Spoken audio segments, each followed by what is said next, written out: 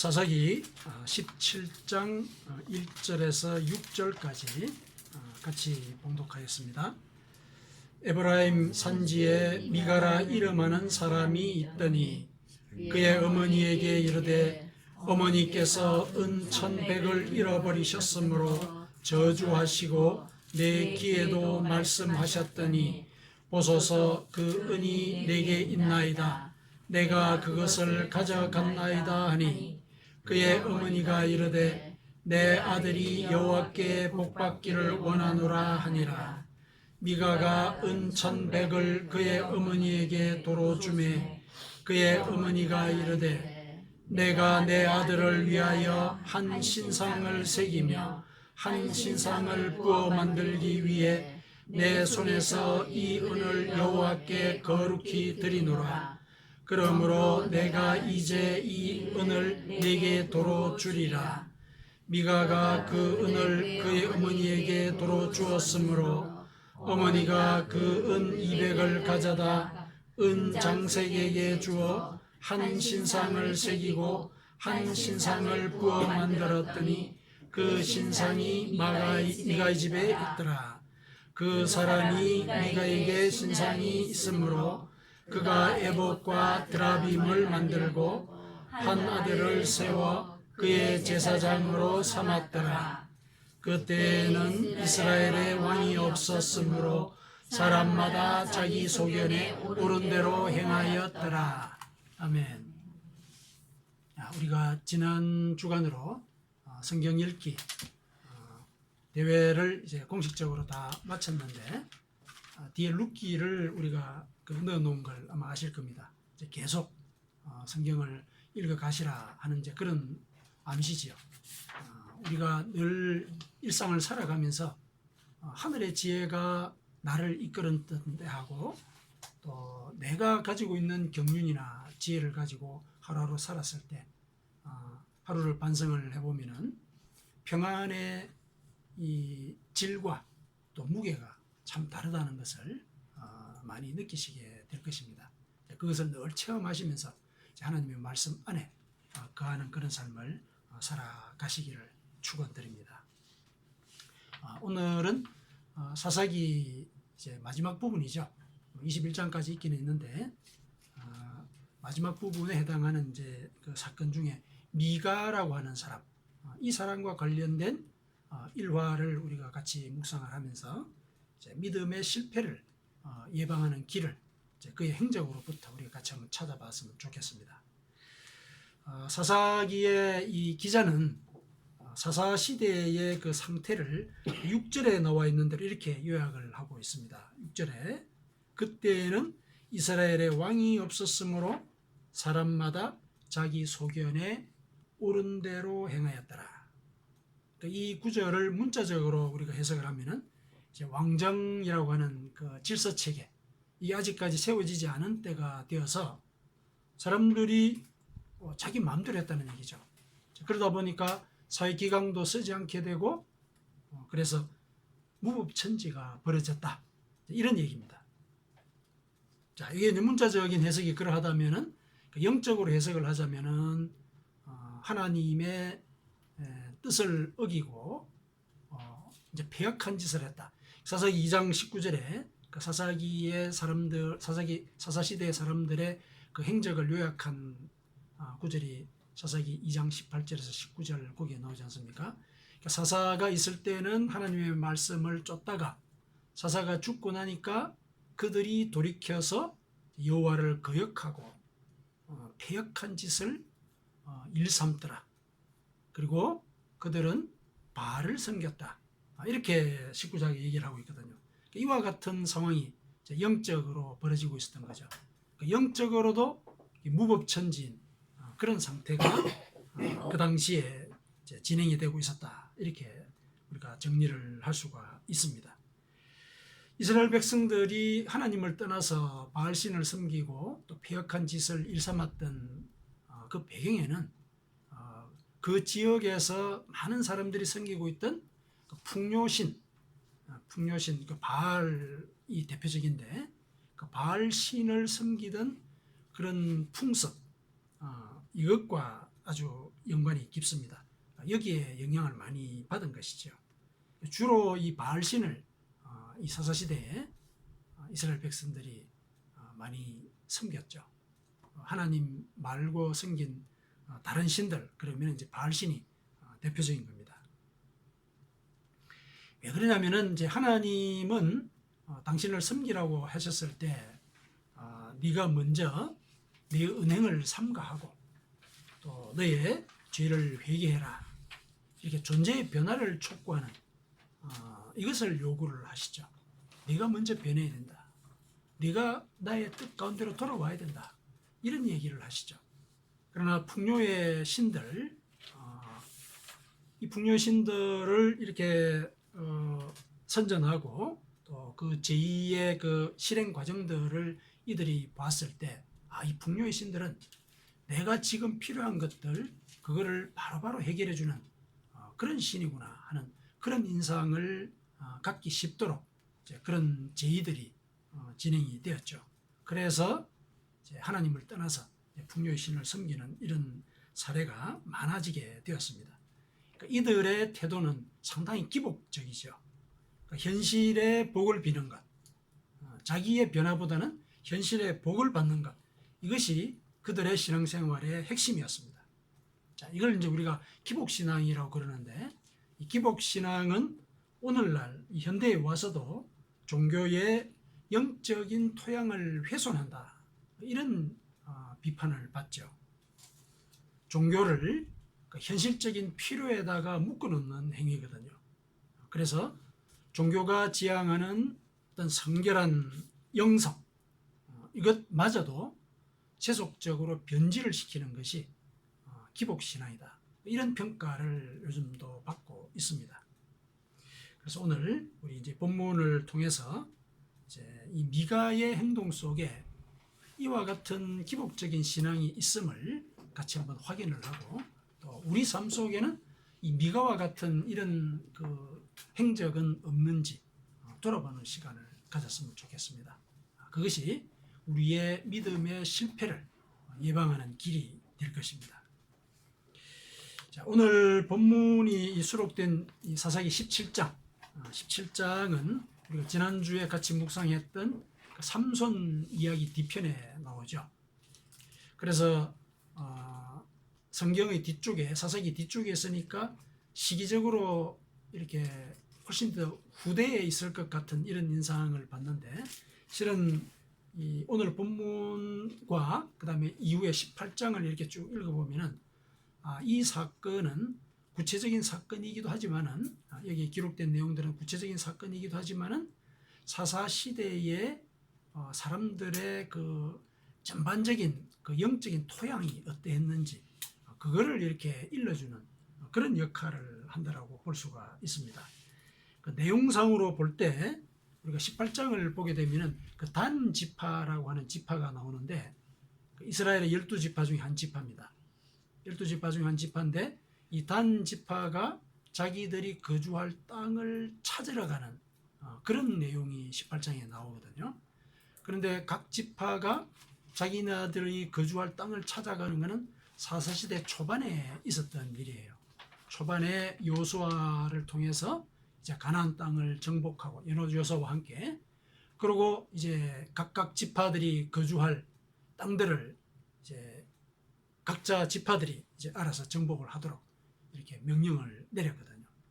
그 초기 단계에 이제 단 지파가 이제 마지막으로 이제 땅을 차지하기 위해서 떠나는 그런 장면이 분명히 그 시기에 있었을 것인데, 그 내용이 오늘 17장 이후에 이렇게 기록이 되어 있거든요. 그것이 이제 17장과 또 내용상 연관이 되어 있어가지고, 이 내용이 실은 시대의 흐름으로 볼 때는 사사기 1장 34절 이하에 붙어야 된다, 이렇게 주장하는 역사가들도 있습니다. 그게 1세기에 역사가인 그 요세푸스라고 하는 역사가가 있습니다. 이 역사가는 사사기 17장하고 18장을 사사기 1장 34절 이하에 이제 붙여야 된다. 편집이 이제 이렇게 조금 이렇게 순서가 이렇게 뒤로 빠졌다 이런 차원에서 얘기를 하죠. 그러니까 요세푸스가 이제 한 얘기는 역사적인 이제 관점에서 볼 때 단지파의 내용이 나왔으니까 그 뒤에 단지파가 땅을 찾으러 가는 이 내용이 뒤에 와야 되지 않겠는가 이렇게 얘기를 한 거죠. 하지만 이제 사사기 기자는 영적인 차원에서 이 성경의 기록들을 이제 순서를 잡았기 때문에 영적인 이제 의미로서 이제 뒤쪽에 넣었다 이렇게 이제 보면 되겠습니다. 그래서 사사기 기자는 사사 시대의 사람들의 행적들을 쭉 그리고 사사의 업적이나 또 그들의 과오를 쭉 나열하고 난 뒤에 사사 시대가 왜 이렇게 혼란스러웠느냐 바로 이것 때문이다 이렇게 이제 일러주기 위해서 17장에 그 당시의 영적인 그 토양을 이 사건을 통해서 일러주고 있는 것이다 이렇게 보시면 되겠습니다. 자, 오늘 본문을 한번 보시죠. 자, 본문을 보니까 미가라고 하는 사람이 있죠. 이 사람이 어머니의 돈을 훔쳤습니다. 은 1100인데 이제 은은 이제 이렇게 덩어리로 되어 있겠죠. 1100 덩어리. 뭐 이걸 덩어리를 세겔이라고도 하는데 1100개를 어쨌든 훔쳤습니다.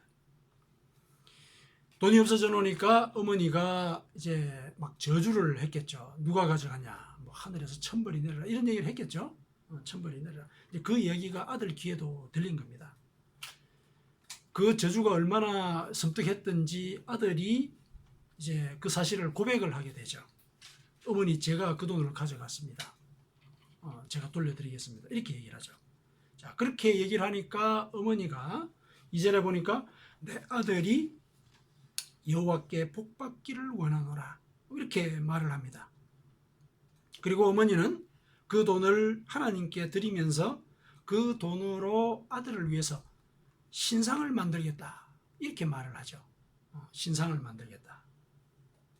자, 이거는 돈을 찾게 되어서 감사하다 이런 마음을 표현하는 것이다 이렇게 보기에는 어렵습니다. 왜냐하면 그 신상은 바로 돈을 훔쳐갔던 아들을 위해서 3절에 그렇게 나와 있죠. 내 아들을 위해서 아들을 위해서 만드는 것이기 때문에 돈을 찾아서 하나님 감사합니다 이런 차원의 표현이 아니라는 얘기죠. 어머니는 실은 자기가 퍼부은 그 저주를 퍼부을 때는 누가 가져간지 몰랐죠. 근데 아들이 가져간 거예요. 그 저주가 자기 아들에게 임할까 봐 겁이 난 거예요. 그래서 방액 조처를 한 거예요. 액마기를 이제 하고자 하는 것이죠. 신상을 만들어 가지고 이런 차원에서 이제 일을 진행을 하는 겁니다. 그래서 제일 처음에 아들이 자기가 훔쳐갔다고 고백을 했을 때 내 아들이 여호와께 복받기를 원하노라 이렇게 축복의 말을 한 것도 사실은 고맙다 이런 차원의 문제가 아니고 이것도 일종의 저주를 막고자 하는 그런 어떤 방역적인 차원에서 한 말이다 이렇게 우리가 생각을 하면 되겠습니다. 그러고 난 뒤에 어머니는 그 돈 중에서 은 200으로 200세겔로 그거를 이제 은 장색에게 주죠. 은 세공사입니다. 세공사에게 줘가지고 신상들을 제공하게 합니다. 제작하게 합니다. 하나는 색에서 만들게 하고 하나는 부어서 만들게 한 거예요. 그러니까 두 개를 만든 것이죠. 자, 그런 뒤에 미가는 그 신상을 자기 집의 신당에다가 모셔놓습니다. 집에 신당을 차려놓고 있어요. 그리고 그 신상 옆에다가 에봇하고 드라빔을 만들어 놓습니다. 에봇이 뭡니까? 에봇 우리는 그 기도원을 하면서 우리가 같이 배웠었죠. 에봇은 제사장의 옷이죠. 제사장의 옷입니다. 그 다음에 드라빔은 뭐냐면은 그 당시 중동 지역에서 유행했던 그 집안 신들 있죠. 우리나라로 치면은 뭐 부엌신, 뭐 다락신 이런 신들이 있잖아요. 그런 집안의 신들을 형상화해서 만든 우상들입니다. 이 드라빔이에요. 이거를 신상 옆에다가 또 둔 거예요. 또 거기에 더해서 이 미가는 자기의 아들을 그 신당의 제사장으로 삼습니다. 거기 모셔진 신상들에게 제사를 지내도록 자기 아들을 그 신당의 제사장으로 삼습니다. 이런 이제 내용이 쭉 이렇게 나와 있죠. 자, 이들의 이 행적이나 행위를 이렇게 가만히 분석을 해보니까 참 이제 범상하지 않다. 뭔가가 이게 좀 질서가 없다라는 느낌을 일단 이제 받죠. 자, 우선 아들이 어머니의 돈을 훔친 것, 이것부터가 우선 범상하지가 않죠. 그 다음에 하나님과 신상, 그 다음에 에복과 드라빔, 이것도 역시 두 가지가 서로 모순되는 배치죠. 서로 하나님은 우상을 섬기지 말라 그러셨죠. 그리고 어떤 형태로든지 우상을 만들지 말라 그러셨거든요. 근데 신상을 만들어서 그걸 섬긴단 말이죠. 그리고 그 옆에 드라빔도 이렇게 두고 있는 것이죠. 우선 여기까지만 보더라도 이들은 10계명 중에서 절도를 금하는 규정과 우상숭배를 금하는 규정, 이걸 일단은 명백히 어기고 있죠. 그리고 신상을 제작을 해서 저주를 막으려고 했고, 또 아들을 제사장으로 삼았죠. 제사장이 될 수 있는 족속은 레위 족속이에요. 레위 족속만 제사장이 될 수가 있거든요. 그런데 이들은 레위 족속이 아니죠. 자, 이 정도까지만 보면은 이 사람들은 하나님을 모르는 사람일 것이다. 이렇게 생각할 정도의 인상을 주지요. 우리가 기대하는 이 성경의 말씀과는 다른 이런 행동을 보이고 있으니까요. 그런데 또 자세히 보게 되면은 이 사람들이 완전히 여호와를 모르는 이런 사람들은 또 아니었습니다. 우선 구체적인 증거는 그 아들의 이름이, 어머니 아들의 이름이 미가라는 데서 그 암시가 드러납니다. 미가라는 이름의 뜻이 뭐냐면은 누가 여호와와 같은가, 여호와의 능력을 찬양하는 그런 암시가 들어있는 이름이죠. 누가 여호와와 같은가. 히브리 말에서 미 그러면은 누가 이런 뜻이에요. 누가 여호와와 같은가 이런 뜻입니다. 그러니까 그런 이름을 아들에게 지어준 이 부모는 하나님을 알고 있는 거죠. 여호와를 알고 있는 그런 사람들입니다. 그리고 이후에 이제 신상을 만들고 돈을 바치는 것, 이것도 역시 하나님께 바치겠다 이렇게 얘기를 했죠. 그리고 아들을 위해서도 하나님께 복을 빌고 그랬죠. 그리고 또 아들도 보면은 또 제사장에 오신 에봇을 또 만들었어요. 하나님을 안다는 말이죠. 이 사람들이 율법의 내용들을 어렴풋이라도 어쨌든 알고 있는 사람들이에요. 그러면은 하나님을 알고 있는 이런 내용과 또 전혀 하나님을 모르는 것 같은 그런 행동들, 이 두 가지가 좀 섞여 있는 것이죠. 이 사람들의 행동 속에는 이 두 가지가 섞여 있습니다. 이 사람들은 하나님과 우상을 혼합해서 섬기는 이런 모습을 여기서 보여주고 있는 것입니다. 하나님의 법과 당시 풍습의 관행이 섞여 있는 것입니다. 그 당시에 바알을 섬기던 그런 풍습들, 그러니까 신상을 만들어서 거기 절하고 하는 것들이 다 바알신을 섬기던 풍습의 영향이거든요. 이것이 지금 섞여 있는 거예요. 이 사람들의 행적 속에서. 그러니까 이 사람들은 율법의 계율을 자기 소견에 옳은 대로 적용하고 있는 거예요. 6절에 나온 그 말 그대로 자기가 옳다고 하는 대로 그냥 이렇게 실천하고 있는 것이죠. 영적인 질서가 없는 그런 상태인 것을 우리가 여기서 파악을 할 수가 있습니다. 자, 왜 이 사람들은 이와 같은 이 혼합적인 이런 경향을 보일까요? 그것은 이 사람들의 주요한 관심사가 자신들의 복을 받는 것, 여기에 집중되어 있기 때문에 그러합니다. 이들은 저주를 막는 한편으로 하늘의 복을 빌고 있었죠. 그렇기 때문에 이들의 신앙생활의 핵심은 기복이다 이렇게 볼 수가 있습니다. 복을 비는 것이죠. 기복신앙이라고 하는 것은 바로 현실적인 복을 받는 것, 저주를 피하는 것도 물론 거기 포함이 되는 것이죠. 이게 목적인 것이 기복신앙인 것입니다. 그렇기 때문에 복을 받기 위한 어떤 행위든지 합리화가 됩니다. 좋은 게 좋은 거란 얘기죠. 좋은 게 좋은 거다. 그런 식으로 자기에게 이익이 될 만한 것들, 복을 받을 만한 것이다, 이렇게 생각이 되는 것들은 아무런 구별 없이 다 받아들이는 겁니다. 이런 행동들이 이제 그들의 모습 속에 보이는 것입니다. 자, 이들의 행위로부터 그러면은 기복신앙이라는 것이 어떤 요소를 갖고 있는 것인지 좀 더 구체적으로 살펴보겠습니다. 첫째, 기복신앙은 우선 이제 복을 기원하는 것이긴 하지만은 그 연원이 사실상 두려움입니다. 기복신앙의 뿌리는 두려움입니다. 어머니의 그 행위의 동기가 두려움이었다는 것, 우리가 조금 전에 살펴봤죠. 저주를 피하려고 하는 것이었죠. 어머니는 자신의 저주가 자식에게 임할까와 두려웠습니다. 그래서 아들이 고백하자마자 서둘러서 내 아들이 여호와께 복받기를 원하노라, 이렇게 얘기한 거예요. 앵마기를 한 거죠, 그 순간에 말로. 그리고 이어서 신상을 제작해서 섬기게 하는 것이죠.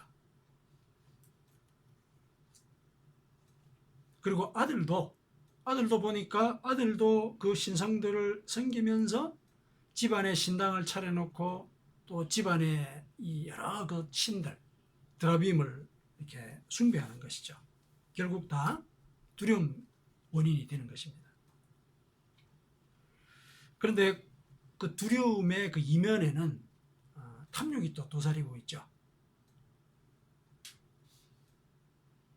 두려움과 탐욕은 동전의 양면과 같습니다.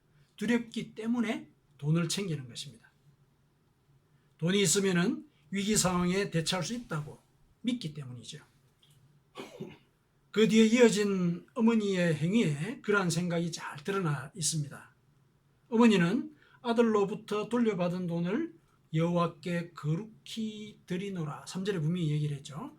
아들로부터 돌려받은 돈을 여호와께 거룩히 드리노라. 물론 이제 이 말이 그 돈을 이제 도둑맞기 전에 하나님께 바쳐진 돈이다. 이제 원어를 보니까 원어가 조금 애매합니다. 그래서 이게 하나님께 이미 바쳐진 돈이다, 이제 이런 뜻인지, 혹은 우리가 상식적으로 생각할 때 지금 도로 찾았으니 이제 감사하는 마음으로 하나님께 바친다, 이런 의미인지, 그거는 이제 분명하지는 않은데 어쨌든 그 돈은 하나님께 바쳐진 것입니다. 하나님께 바친 은천백이 하나님께 바쳐진 것이라는 얘기입니다. 그런데 어머니는 그 중에 200세겔만 사용했죠. 은 200을 은장세에게 주었다, 이렇게 나오지 않습니까? 나머지 900세겔은 어떻게 했을까요? 나머지 900, 은 900은 아들에게 주었든지, 아들 돌려주겠다 그랬으니까 아들에게 줬든지 아니면은 자신이 썼겠죠. 여기서 200세겔이라고 이렇게 금액을 특정한 것은 1100세겔을 모두 하나님께 드리겠다고 했는데 드리지 않았다는 사실을 암시하기 위해서 200세겔이라고 이렇게 굳이 쓴 것이죠.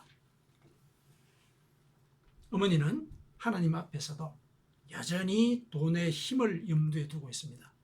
그러니까 두려움, 저주를 풀고자 하는 두려움이 있는 그 이면에 동시에 돈의 힘을 여전히 또 갖고 있는 것이죠. 그래서 이 두려움과 탐욕은 동전의 양면과 같고, 이 동전의 양면과 같은 두려움과 탐욕이 바로 기복신앙의 뿌리다는 것입니다. 뿌리입니다. 거기에서 이제 기복신앙이 생긴다, 그런 얘기를 할 수가 있겠습니다. 두 번째, 또 기복신앙의 특징을 한번 보십시다. 기복신앙은 복을 받기 위해서 가능한 방법은 모두 다 동원합니다. 모두 다 동원합니다. 이것의 대표적인 행위가 바로 혼합주의입니다. 애복과 드라빔을 함께 섬기는 것이죠. 교회를 다니지만은 이제 4월 초파일에는 절에 가서 시주도 하는 거죠. 불사에 시주를 하면은 부처님의 복을 받는다고 하니까 기와장에 자신과 가족의 이름을 써놓는 것, 오늘날 보면 이제 그런 일들이 이제 벌어지는 것이죠. 하나님을 믿으면서 하나님의 뜻에 맞지 않더라도 내게 이익이 되는 일이 있으면은 그 일도 합니다. 이 세상에서 잘 사는 것도 하나님의 복이라면서 자신의 모든 행위를 합리화합니다. 미가가 나중에 보면은 이제 레위 사람을 집안의 제사장으로 채용을 합니다. 제사장은 레위 사람만 될 수 있다는 걸 이제 어디서 알았겠죠. 그러니까 복을 받으려면은 규정에 적혀 있는 대로 해야 되겠다, 이 생각을 한 것이라고 볼 수가 있습니다. 그래서 나중에 17장 후반에 보면 그 기록이 나옵니다. 레위 지파 출신의 젊은 사람이 이제 그 집을 곁을 지나가는 걸 보고 여차여차 얘기를 물어보니까 레위 사람인 거예요. 그래가지고 그 사람을 임금 계약을 합니다. 계약을 하고 네가 우리 집의 신당의 제사장을 맡아라, 이렇게 얘기를 합니다. 그러니까 율법의 규정에 맞추는 거예요. 그러고 난 뒤에 미가가 무슨 얘기를 하냐면은 13절에 이렇게 되어 있습니다. 사사기 17장 13절에 레위인이 내 제사장이 되었으니 이제 여호와께서 내게 복 주실 줄을 아노라, 이렇게 얘기를 해요. 이제 규정을 다 지켰다는 얘기죠. 그러면 하나님이 나한테 복을 주실 거다, 이렇게 말을 합니다. 자신이 복을 받는 데 도움이 되는 일이라면 교회의 제도도 소유하고 또 다른 사람의 믿음도 소유하는 이런 모습을 보여주는 것이죠. 이런 것들이 복 앞에서는 모든 것들이 합리화되는 이런 이제 상황을 보여주는 것이죠. 이게 이제 혼합주의라고 해요. 뭐든지 복이 된다 그러면 좋은 거예요. 뭐 우상을 섬기든지 이거 상관없는 거예요. 이게 이제 기복 신앙의 중요한 특징 중에 하나입니다. 그 다음에 세 번째, 기복 신앙은 하나님의 말씀보다는 현세적인 삶을 우선합니다. 이게 또 기복 신앙의 중요한 특징입니다. 모든 종교 행위의 이 중심에 현실적인 목적이 도사리고 있는 것이죠. 하나님을 섬기는 것이 아니라 자신의 현실적인 욕망을 섬기고 있는 것입니다. 이걸 이제 어디서 확인할 수 있느냐 하면은 그 미가라고 하는 그 이름이 원래는 미가야였습니다. 미가야.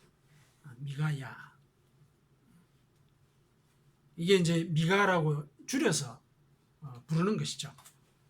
미가야가 원래 누가 여호와와 같은가, 그런 뜻이에요. 야가 여호와입니다. 여호와를 나타내는 말이 야입니다. 이사야 나오죠. 선지자 중에 이사야, 예레미야 이렇게 나오죠. 이사야, 하나님이 여호와가 나의 구원이시다, 그런 뜻이거든요. 야가 들어가는 말들은 하나님을 뜻하는 이제 말인 것이죠. 미가야는 원래 여호와가 누구와 같은가 해서 야라는 이 여호와가 이름 속에 들어있는 그런 이름이었었어요. 물론 이 미가야라고 하는 이름이 특이하기도 해서 야를 빼더라도 저거는 누가 여호와와 같은가, 이런 의미로 통용되기는 했죠. 통용되기는 했습니다. 그래서 미가 그러면은 누가 여호와와 같은가, 그런 뜻이다, 이렇게 다 이제 받기는 받는데, 이 야가 빠진 것이 비록 의도적이지는 않다 하더라도 지금 이들의 행적을 보니까, 그리고 미가의 행적을 보니까 결국은 하나님이 빠진 그런 삶을 실제로 살고 있는 것을 그 이름이 대변을 하고 있다, 이렇게 볼 수 있는 것이죠. 나를 뜻하는 이런 단어가 없기는 하죠. 미가라는 말 자체로 얘기를 할 때 하나님을 뜻하는 이제 말이 없음으로 해서 그냥 자기가 미가라고 불림으로 자기가 누구냐라는 이런 이제 이 이미지를 또 주기도 하는 것이거든요. 그렇게 따지자면은 이거는 인생을 살아가는 데 있어서 하나님을 섬긴다라고 하지만은 주인이, 자신의 삶의 주인이 하나님이 아니고 자기인 것, 이거를 암시를 받을 수가 있습니다. 그래서 이제 이름을 이렇게 줄여 만든 이거는 하나의 암시이긴 한데 그들의 행적을 보니까 실제로 자기의 복이 그리고 현실적인 복이 이 사람들의 주요한 신앙생활의 목표이라고 하는 것, 이렇게 이제 우리가 정리를 해볼 수가 있습니다. 자, 기복신앙의 요소를 이제 한번 정리를 해보겠습니다. 기복신앙은 두려움 때문에 생긴다 그랬죠. 그리고 복을 받을 수 있을 것이라 생각되는 방안은 이것저것 섞이더라도 상관하지 않습니다. 혼합주의라는 얘기죠. 그 다음에 하나님의 말씀보다 현세적인 삶을 우선합니다. 이와 같은 세 가지 요소를 이 일렬로 놓고 보니까 기복신앙을 한 문장으로 정리를 할 수가 있습니다. 그러니까 기복신앙은 인생에 대한 두려움 때문에 복을 받을 수 있는 길이라면 서로 무슨 되더라도 상관하지 않고 추구함으로써 현실적인 삶의 안정을 도모하려는 시도, 이렇게 기복신앙을 정의를 할 수가 있겠습니다. 그러니까 두려움 때문에 생긴다. 그래서 그 두려움을 이겨내고 복을 받으려면 뭐든지 가용한 것들은 다 수용한다. 그렇게 함으로써 내 현실적인 삶의 안정을 도모하고자 하는 것, 이게 기복신앙을 정의할 수 있는 말이라고 볼 수 있다는 얘기죠. 그렇게 본다면 기복신앙은 하나님을 믿는 행위가 아닙니다. 현실에 기반을 두고 현실에서 어떻게 잘 살 것인가, 여기에 주요한 목적을 갖고 있는 것이죠. 현실을 어떻게 살아갈 것인가, 이걸 고민을 하고 그 고민으로부터 벗어나려고 하다 보니까 자기 유익을 구하게 되죠. 자기 유익을 구하다 보면은 이웃을 사랑할 수가 없습니다. 이웃을 사랑하지 못하는 사람은 하나님을 사랑할 수가 없습니다.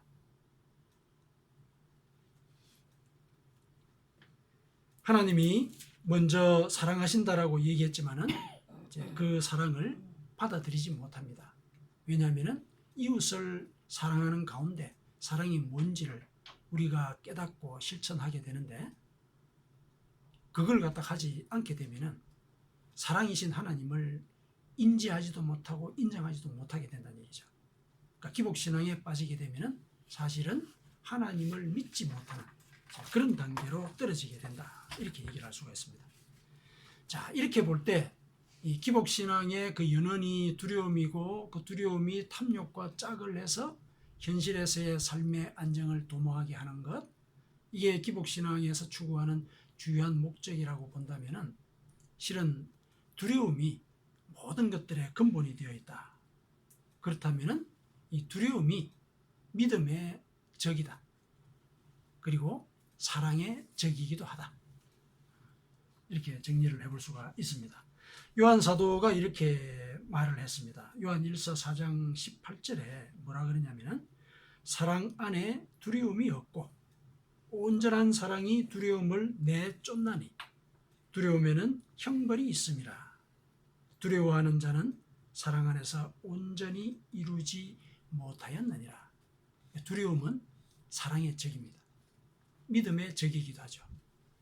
요한 사도가 얘기한 이 사랑과 관련된 이 말 속에 사랑 대신에 믿음을 넣어도 똑같아요.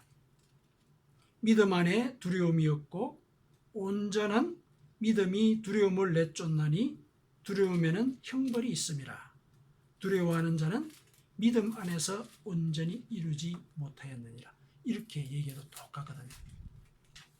그러니까 기복신앙은 두려움을 두려움으로부터 나오는 것이라고 한다면은 이 기복신앙에 매여 사는 이것은 결국 믿음을 갖지 못하게 하고 사랑을 하지 못하게 하는 그런 결과를 초래합니다. 기복신앙은 하나님을 온전히 믿는 신앙이 아닌 것입니다. 물론 인생에 대한 두려움은 모든 인간이 근본적으로 안고 살아가는 조건이긴 합니다. 하나님께서도 그 사실을 알고 계십니다. 그래서 그 근본적인 두려움을 하나님께 맡기라고 말씀을 하십니다. 이사야서 41장 10절에 한번 찾아보실까요? 그거는 이사야서 41장 10절, 사사기 조금 뒤쪽 편에 나옵니다. 이사야 41장 10절. 아마 끝 표지에 4라고 되어 있는 그 부분일 겁니다. 4. 41장 10절.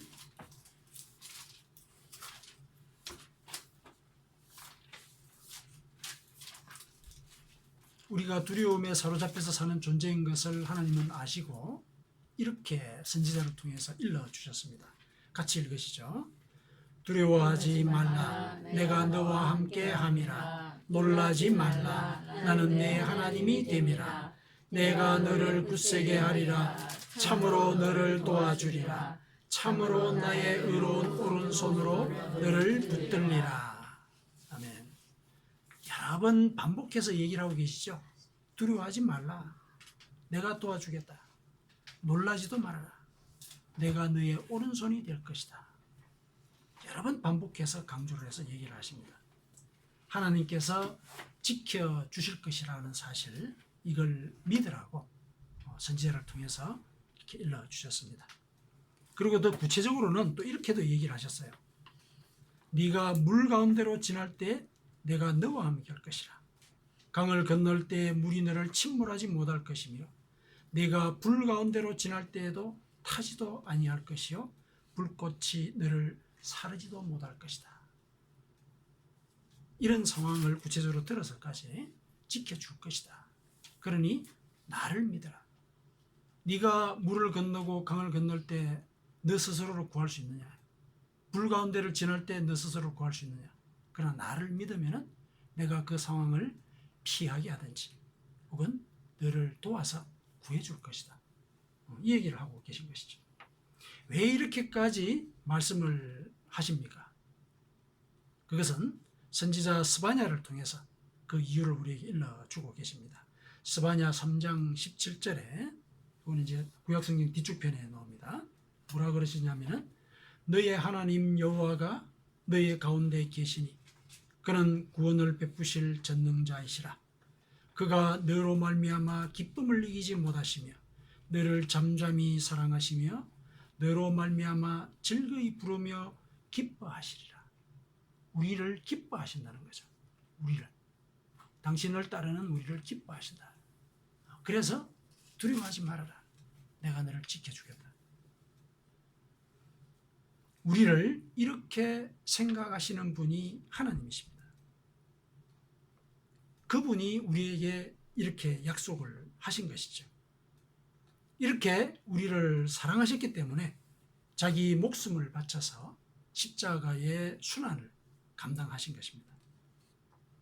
그렇게 당신의 말씀을 믿도록 당신이 약속을 지키기 위해서 몸을 찢고 피를 흘리는 수모를 당하더라도 그 사랑의 약속을 지킨다는 것, 이걸 보여주셨습니다. 예수님께서는 이 땅에서 이렇게도 말씀을 하셨습니다. 마태복음 6장 31절에서 33절까지 그러므로 염려하여 이르기를 무엇을 먹을까 무엇을 마실까 무엇을 입을까 하지 말라. 이는 다 이방인들이 구하는 것이라. 너희 하늘 아버지께서 이 모든 것이 너희에게 있어야 할 줄을 아시느니라. 그런즉 너희는 먼저 그의 나라와 그의 의를 구하라. 그리하면 이 모든 것을 너희에게 더하시리라. 이렇게 예수님도 직접 얘기를 해주셨습니다. 하나님이 선지자를 통해서 얘기하신 그 말씀을 다시 풀어서 이렇게 설명을 해주신 것이죠. 그러니 이 말씀을 믿어야 합니다. 그러면 우리는 우리의 존재론적인 두려움으로부터 벗어나게 됩니다. 하나님을 믿으면서 기복적인 그런 신앙을 갖는 그런 행태를 버리게 된다는 얘기입니다. 이것을 믿을 때 우리가 그분의 말씀을 온전히 지키게 됩니다. 그러면 두려움은 없어집니다. 탐욕도 없어집니다. 그러면 우리 마음 가운데 평안이 도래하게 됩니다. 세상의 것과 같지 않는 평안을 우리는 누리게 되는 것입니다. 예수님께서 약속을 하셨습니다. 요한복음 14장 27절에 평안을 너희에게 끼치노니 곧 나의 평안을 너희에게 주노라. 내가 너희에게 주는 것은 세상이 주는 것과 같지 아니하니라. 너희는 마음에 근심하지도 말고 두려워하지도 말라. 두려워하지 말라. 나를 믿고 따르면 내가 평안을 줄 것이다. 사랑하는 성도 여러분, 우리나라 교회에 기복신앙을 조장한 것으로 오해받는 그런 성경 말씀이 있습니다. 그게 요한 3서 2절이거든요. 요한 3서 2절인데, 사랑하는 자여 내 영혼이 잘됨 같이 네가 범사에 잘되고 강건하기를 내가 간구하노라. 이 말씀을 가지고 이제 영혼이 잘되고 범사에 잘되고 강건하다, 이렇게 이제 세 가지 요소를 나누어서 하나님을 믿으면은 이 세 가지의 복을 받는다, 이렇게 해가지고 이걸 이제 삼박자 구원이라고 하는데, 이런 구원론을 이제 일부 교회에서 이제 성도들에게 이제 가르쳤죠. 가르치면서 이제 뭐가 잘못됐냐면, 성경 말씀 자체가 잘못된 건 아닙니다. 그런데 이 말씀의 맥락을 빼고 이 말씀이 가지고 있는 축복만 강조를 한 거예요. 이 말씀은 요한 사도가 자신의 제자인 가이오에게 축복을 한 그 말이거든요. 가이오가 뭘 했길래 이렇게 축복을 했냐면은, 가이오가 진리 안에서 행한다, 이런 소식이 요한에게 들린 거예요. 기쁜 거죠, 그 제자가. 그리고 그 제자가 실제로 아무런 대가도 받지 않고 나그네들을 돌봤다, 이런 얘기를 들은 겁니다. 그 얘기를 듣고 이런 축복을 한 거죠. 사랑하는 자여 내 영혼이 잘된 같이 네가 범사에 잘되고 강건하기를 내가 간구하노라. 배경과 맥락이 있었다는 얘기죠, 이 축복에. 그러니까 하나님의 말씀을 먼저 지키고 하나님을 온전히 믿는 것, 이게 우선이 되어야 된다는 얘기죠. 그래야 그와 같은 복이 임한다, 이렇게 가르쳤어야 되는 것이죠. 그러나 하나님께 구하면은 이 세 가지의 복이 무조건 온다, 이렇게만 가르친 것이죠. 그래서 이제 한국 교회가 이제 기복신앙으로 이렇게 빨려들게 되는 그런 이제 어려움을 겪게 되었습니다.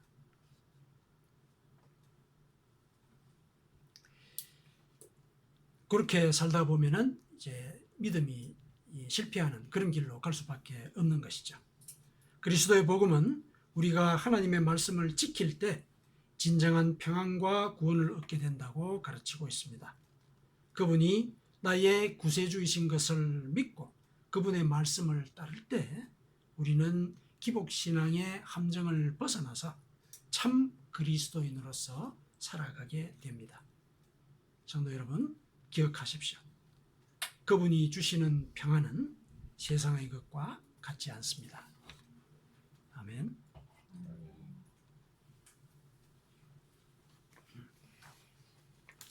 찬송 213장 보시죠.